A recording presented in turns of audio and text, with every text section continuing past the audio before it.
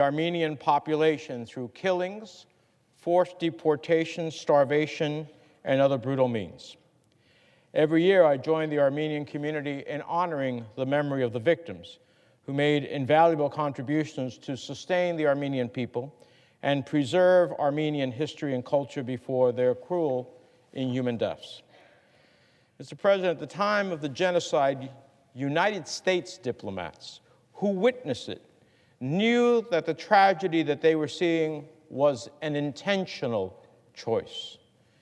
Henry Morgenthau, the then United States ambassador to the Ottoman Empire, said that the Turkish government's deportation order for the Armenians was a death warrant to a whole race. Those are his words, quote, "They're a death warrant to a whole race." And a name which, quote, "they made no particular attempt to conceal in their discussions with him." We know what to call such an intentional, highly organized effort to destroy a people on account of their identity alone: genocide. In other circumstances, no one questions this definition. The United States foreign policy must reflect an honest accounting of human rights abuses, crimes against humanity, ethnic cleansing, and genocide. We cannot turn our backs on the Armenian victims of genocide, nor on any victims of genocide anywhere or anytime it occurs. If we do, we only empower those who seek to use genocide as a weapon of war for their own malevolent purposes. The government of Turkey has funded lobbyists willing to trumpet lies and make excuses for these atrocities. The Turkish government and its sympathizers have advocated for restrictive laws on expression and against legislation that recognizes the Armenian genocide, initiated prosecutions and smear campaigns against those who study the Armenian community's experiences at the hands of the Turks, and even resorted to violence and harassment of journalists and human rights activists who bravely speak the truth. These actions are unacceptable, and they speak volumes about both the crime and its cover-up. Thankfully, there are also voices speaking up against Turkey's efforts to silence the truth of the Armenian genocide. I have long worked in the United States Senate to push for this honest accounting and to ensure that anyone who represents the United States government does the same. In every session of Congress since 2006, I have introduced or co-sponsored resolutions affirming the facts of the Armenian genocide. When I was chairman of the Senate Foreign Relations Committee, I was proud to preside over the passage of an Armenian genocide resolution out of the committee for the first time. Mr. President, the United States Congress cannot stand idly by and let the truth of genocide be silenced. We must commit ourselves to learning the painful history of the Armenians as we seek to build a better world for our own and future generations. We must stand up unequivocally for truth, justice, and peace. Only then, with that hard work and advocacy and recognition of the truth, only then will we confidently be able to say, never again, never again. Now, I've heard many colleagues come to the floor when we talk about the Holocaust and say never again. And in Rwanda, we said never again. In the Armenian genocide, we should be saying never again as well. Genocide is genocide, and we should recognize it as such so we can move forward at the end of the day. I'm proud to have worked with Senator Cruz and 23 other senators in leading a resolution recognizing the horror of this genocide. I thank them for their efforts on this important resolution and appreciate their standing up for the truth.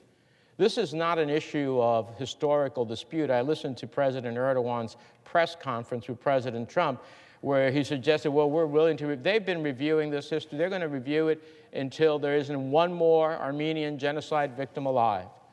Historians from across the world, the most noted historians and those genocide observers and experts and ethicists have said that this was a genocide. So I want to thank my colleagues for supporting this important resolution and appreciate their standing up for the truth. I hope the full Senate will join us and send a clear message to the world that the United States stands by the truth, stands by justice, and stands with victims of genocide wherever they may be. This passed overwhelmingly with strong Republican support in the House of Representatives. We are one step away from finally recognizing this historical fact. Therefore, Mr. President, I ask unanimous consent that the Senate Foreign Relations Committee be discharged from further consideration of S.Res.150 and the Senate proceed to its immediate consideration. I further ask that the resolution be agreed to, the preamble be agreed to, the motions to reconsider be considered made and laid upon the table with no intervening action or debate. Is there objection? Mr. President. Senator from South Carolina. Number one, there's nobody I admire more in the Senate on Foreign Policy than Senator Menendez, and he has been a champion of this cause. My objection will not to be sugarcoat history or try to rewrite it, but to deal with the present. I just met with President Erdogan and President Trump about the S-400 purchase and about the problems we face in Syria by the military incursion by Turkey. And I do hope that Turkey and Armenia can come together and deal with this problem. But given where we're at in Syria and some hope that maybe we can resolve things, I object, not because of the past, but because of the future. Objection is heard. Mr. President. Senator from New Jersey. Needless to say, I have great admiration for the senator from South Carolina. I consider him a friend. But, you know, our problem with Turkey, and I know my colleague has asked me several times, what are we doing about Turkey? And I know he's meant that in the context of sanctions, which I obviously do support for a variety of reasons, violations of CATSA, purchase of the S-400, what they did in Syria, the list goes on and on. But in our desire to see Turkey become that which we would want it to be, which it is not under President Erdogan, we continue to become enablers of the type of actions that are undemocratic. More journalists are jailed in Turkey than in any other place of the world. Imagine that, a NATO ally. More lawyers are jailed in Turkey than in any other place in the world. And the simple recognition of a historical fact, the simple recognition of a historical fact of then the Ottoman Empire and the cruel persecution of a people, the Armenian people, cannot be recognized by the United States Senate like the House of Representatives in an overwhelming bipartisan vote recognized? Are we so afraid to stand up to history and the truth? Are we so afraid about Turkey? Who's the superpower?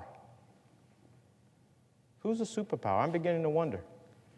Because every time Turkey threatens to do something, we cower. Well, as far as I'm concerned, they don't get to dictate the views of the Congress of the United States. They don't get to dictate the views of this Senate. This Senate should rise up and recognize the historical truth as documented by historians, as documented by our own diplomats. And I will not cease continuing to come to the floor to prick the conscience of the Senate and to ultimately reveal who supports recognizing the genocide and who does not. Who supports recognizing?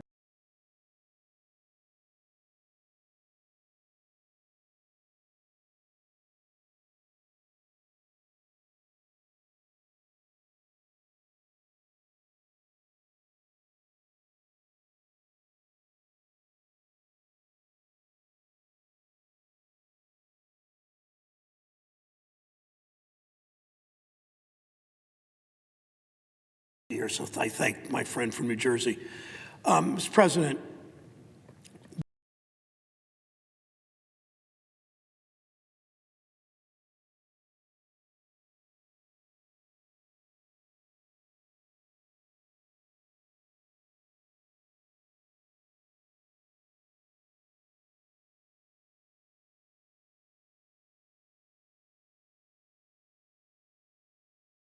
judges that get selected by this president who put their thumb on the scale to support corporations over workers and health insurance company over patients and Wall Street over consumers.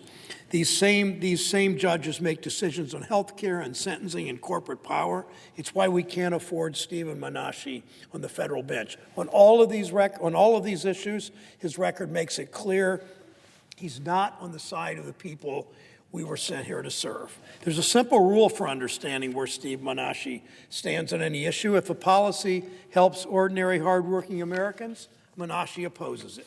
He argued that gun safety legislation is, quote, pointless and self-defeating. We're talking about common sense background checks that 85% of the American public support, all blocked by the gun manufacturers. Tell that to the people of Dayton, whose lives were torn apart, ended in some cases by gun violence. Tell them background checks are pointless. Menashe also advised Stephen Miller on immigration policy, the man who stands in the way of comprehensive immigration reform and who helped orchestrate the separation, the ripping of children from their parents' arms. And Menashe refused to answer any questions about whether he worked on the Trump family separation policy with Stephen Menashe. He's been senior advisor to Betsy DeVos at the Department of Education.